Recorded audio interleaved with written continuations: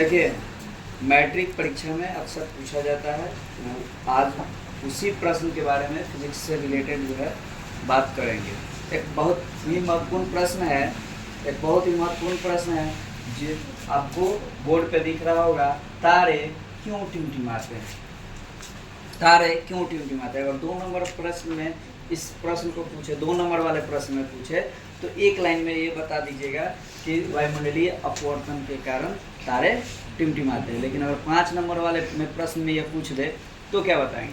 तो बताना होगा कि तारे क्यों टिमटिमाते हैं। तो इसका आंसर उत्तर देखिए लिखा हुआ है कि पृथ्वी के वायुमंडल में, जो पृथ्वी है उसके वायुमंडल में गर्म हवा और ठंडी हवा, दोनों हवा की धाराएं जो हैं हमेशा बहते रहती है।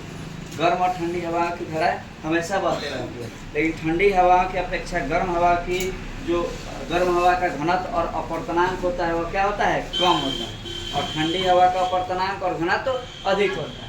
इसलिए जब हम तारों को देखते हैं तो इसलिए प्रकाश तक पहुंचने, तारों का प्रकाश यहाँ लिखना चाहिए, है ना।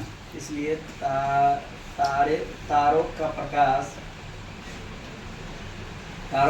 प्रकाश प्रेक्षक तक पहुंचने में, देखने वाले तक पहुंचने वाली किरणें जो होती है वायुमंडलीय अपवर्तनांक में, किरणें वायुमंडल के अपवर्तनांक में होने वाले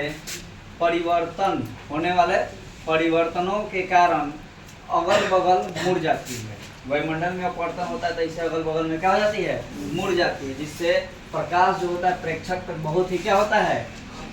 बहुत ही कम समय के लिए, कुछ देर के लिए, एकदम थोड़े से समय के लिए, कुछ देर के लिए क्या होता है? अंशतः या पूर्णतः, माने आधा या पूरा कट जाता है, अंशतः या पूर्णतः कट जाते हैं, जिससे तारों का प्रकाश कभी भी कम, कभी अधिक दिखाई देता है, अर्थात टिमटिमाता हुआ प्रतीत होता है। इसीलिए कहा जाता है अतः वायुमंडलीय अपवर्तन के कारण, वायुमंडलीय अपवर्तन के कारण क्या होते हैं? तारे टिमटिमाते हुए प्रतीत होते हैं। एक और भी बहुत ही महत्वपूर्ण प्रश्न है, इसी से रिलेटेड है कि तारे टिमटिमाते हैं, लेकिन आप याद सुने होंगे, कोई आपसे पूछा भी होगा या एग्जाम में भी पूछता है कि तारे टिमटिमाते हैं परंतु चंद्रमा और अन्य ग्रह नहीं टिमटिमाते हैं, क्यों?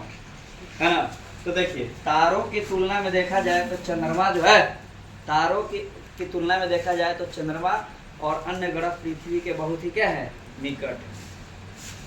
चंद्रमा और अन्य ग्रह क्या है?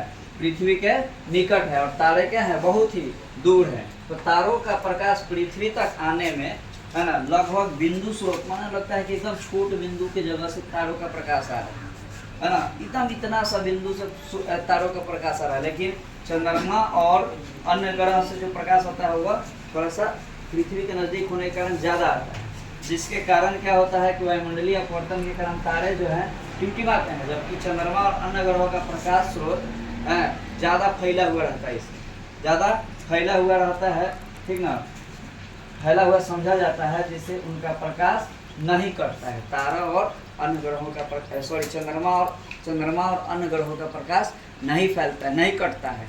और तारों का प्रकाश वायुमंडलीय अपवर्तन के कारण अभी ऊपर बताए हुए हैं कि आता है तो एकदम छोटा सा लगता है कि बिंदु स्रोत से आ रहा है तो कट जाता है।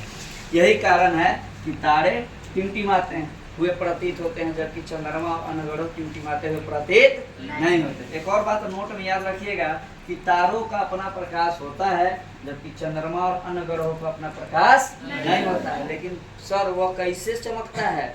वह रात में हमें प्रकाशित होते हुए कैसे प्रतीत होता है? तो सूर्य के प्रकाश से, सूर्य के प्रकाश उस पर पड़ता है तो उससे रिफ्लेक्ट होकर, उससे टकराने के बाद पृथ्वी पर आता है, तो चंद्रमा और अन्य ग्रहों का प्रकाश हमें दिखाई देता है। यानी कि ग्रहों और चंद्रमा का अपना प्रकाश नहीं होता है, जबकि तारों का अपना प्रकाश